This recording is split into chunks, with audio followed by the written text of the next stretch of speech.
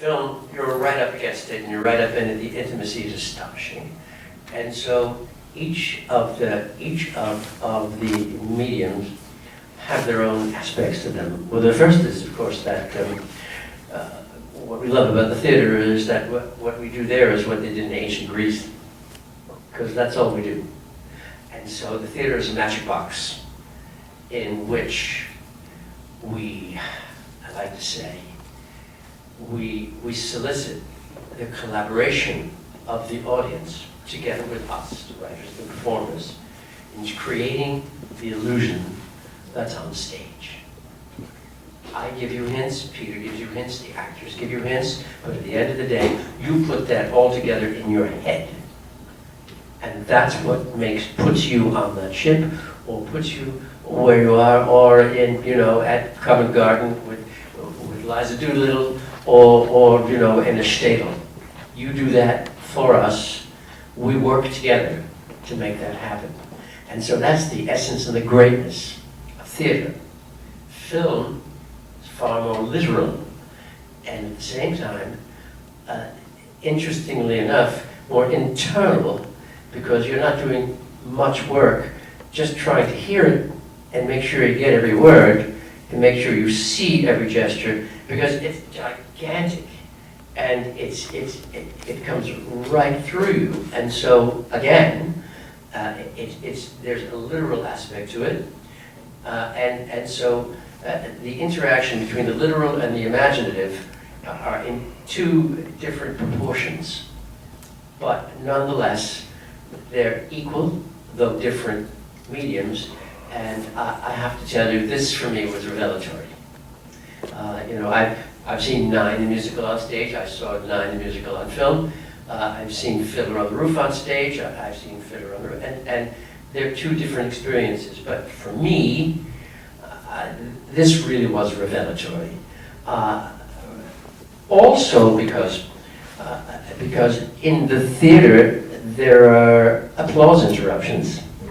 There are accidents that happen every time. The great thing about theater is that it's so absolutely and utterly immediate.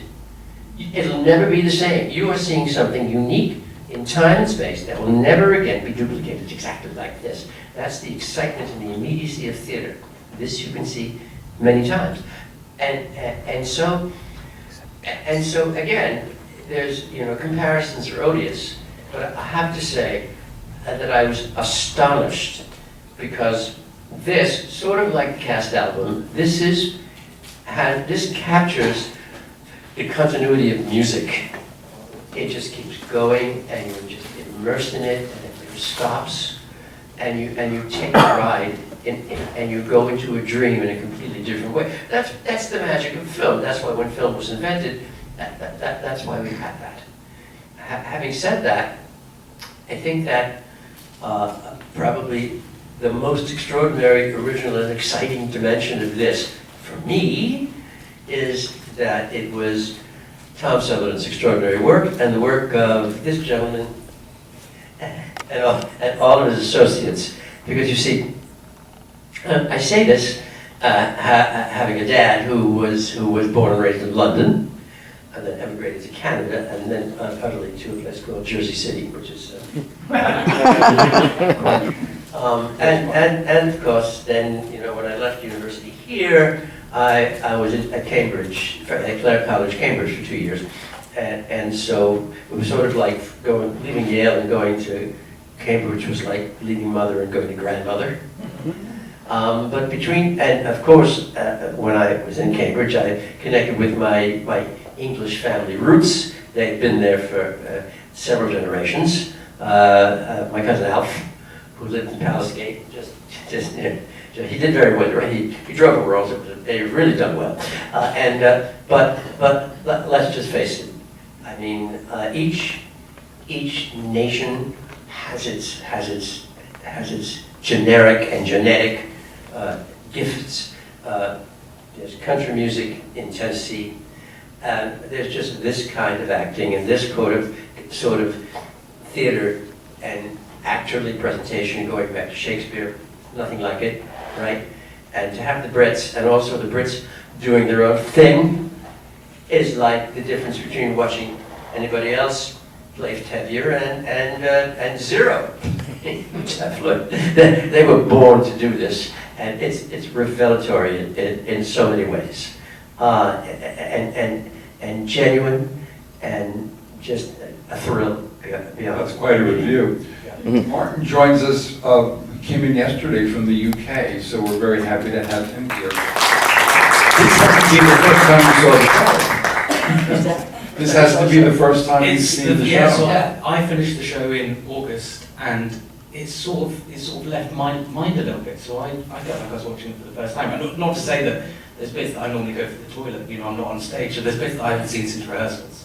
So yeah, there's the detail and sort of, it's such a great ensemble show, isn't it? I mean, everybody has their moment, and it's. I mean, British people aren't meant to be too bold and proud about things. It's not really in our nature to be seen as cocky, but self-effacing. But it's such an extraordinary ensemble. I think there's moments that I've seen by the rest of the cast that I've obviously never had the opportunity to see. I was actually very, very proud of them. Yeah, you know, every once in a while, and of course, theater's family, you know, but when you see the generosity on stage that everyone gives to everyone else, you know, because, you know, acting is reacting, and you can only react if you're given something to react to. And so that's what makes a great company, and that's what makes a great troupe. And I've had the honor and the privilege of having my work done in the UK, not only this, but some other things that they've done, and it's just an utter thrill for me to just to see this and to see this group, their family, and it's quite overwhelming. You know, everybody, of course, thought I was nuts when I thought, you know, I just said I want to write about the Titanic. And because everybody said, well, it's the worst maritime disaster in history. And I'd known that, but, you know, I thought about a lot about where it came from and what was it. And of course, it was a dream. It was a dream, the greatest dream in the world, to preserve life, right? It was the height of the British Empire, which had achieved the absolute ultimate in modern technology that had ever been achieved by the human race at the height of the Industrial Revolution. And they ruled the world, right, the seven seas.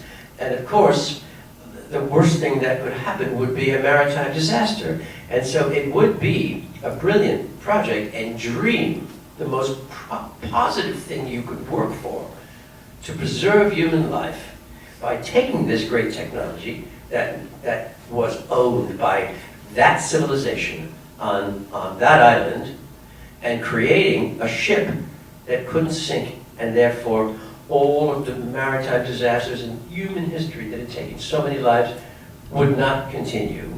And so this was a great dream. And so I thought to myself, how is that any different than Jonas Salk trying to come up with a vaccine that would keep the human race from getting polio? And I thought, this is a worthy thing to write about. This is about aspiration in the very best sense. And as I was thinking about that, and I was thinking about how would I write that, the Challenger space shuttle blew up over my head. And those 3 astronauts perished in that apex of American engineering that was about as fail-safe as the Titanic. And I thought, we haven't learned this. This has to be written, because this is as contemporary as today, and that's what launched me into it. To praise dream, even though sometimes our dreams fail, yet we dream bravely and we dare bravely for the sake of our dreams, and doing good. We're happy to take some questions from the audience, sir. Hopefully you can hear me. You mentioned. We hear you. Thank you. You mentioned Jersey City, Yes. where you grew up, and it was and still is a mix of different classes of people.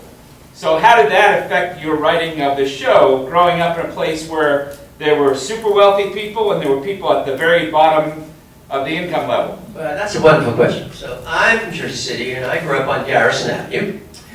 Garrison Avenue, which was just a few steps from what's called Journal Square, which was sort of the transportation hub. There was a church on the corner, and a church on the corner, and then my grandparents lived more on Harrison Avenue down near, and there was a synagogue there was a temple, right? So, there was a Mormon church, and there was St. Peter's College, and so it's just an exquisite example of America. Everybody who lived on my block was, we were the only Jewish family on the block. And next door was an Irish family, the Nylons, Noreen Nyland and Teresa Nyland. Across the street was Kenny Ferrillo. So we had the Irish, we had the Italian, we had the Jewish. Oh, Carol Kajewski, she was right down the street that way. That was Polish. So we were America, right? And my dad did pretty well. Oh, he had good years and bad years, so I guess we were kind of well off. I think probably Mr. Verger next door, I think they were retired, so I'm not so sure how they did.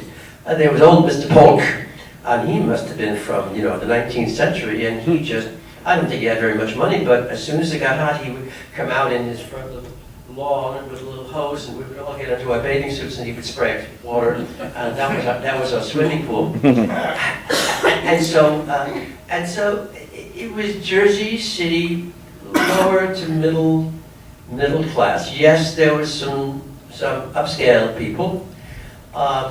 Everything really that happened, Boy Scouts happened at the community center. Teenage clubs happened at the community center. There were events at the churches and the synagogues.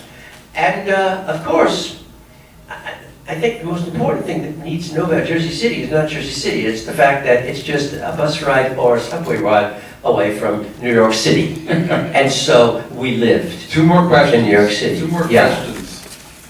Yeah. How did you come up with an ending like this that's so uplifting on such a tragedy? It almost reminds me a bit of Les Mis, where all the dead people come back to sing because it's so sad at the end. How did you decide? Well, yeah, I don't think this is sad, I think this is uplifting. No, I think it is uplifting. Yes, precisely because that's where I got to, because that's where I started. I started with, this is an elevating story. This is about human striving for the good. And despite the fact that we failed, we strive nobly, and all credit to those who strive nobly and who dare and who sacrifice. We may not succeed all the time, but some of us die in trying to succeed, but we've sacrificed ourselves for the good of others, for the good of the future, for the good of our progeny, for the good of mankind and womankind. And that is perhaps the most noble and selfless thing that we can do. And so it's a praise poem to our striving. Though we fail, sometimes we almost succeed, sometimes we achieve greatness. A couple of months ago, I got the second booster shot for against COVID. The miracles that we achieve through sacrifice sometimes, and so it's, and I guess foolishly or whatever, I'm just an optimist. Hi, I'm a really big fan of your work, so I just want to say thank you. And I have two questions, both sort of pertaining to the score. Maybe you didn't have any input in this decision-making process. I had an input in absolutely everything. Oh, Because great. I made it up all by myself. It was mine.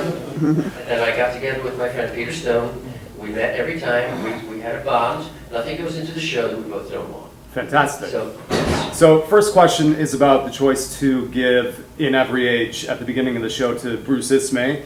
And then my second question is, the original Broadway score had a lot of tuba in it, and I was a really big fan of that. And I feel like that wasn't in this That's a particular detail. score. No, that's an easy answer. You know, when you do a Broadway show, there's money, and you have 18 people in the pit, okay? This production is the chamber version, and there are far fewer actors, and there have to be far fewer musicians. So Ian Weinberger, who's one of the brilliant orchestrator, was able to, with an octet, he was able to provide with an octet, you know, an enormity, just with those few instruments, that our band of 18 or 20, and when we revealed the cast album, you know, way out in the 5. You know, and so that's why there just isn't a tuba there. Mhm. Now, these days, sometimes we synthesize some of those things, but in this particular case, you know, it's you know, you're hearing a chamber orchestra. That's why. And what was the first question again? That's even more important. Oh, the choice to give Bruce Ismay in Every Age Ah, rather yes. than Well, Andrews. okay. Whenever I write something, I ask myself, who am I in the story? Right? Well, I'm the guy who designed the whole show. Right? I'm the guy who invented it. Right? So I'm that.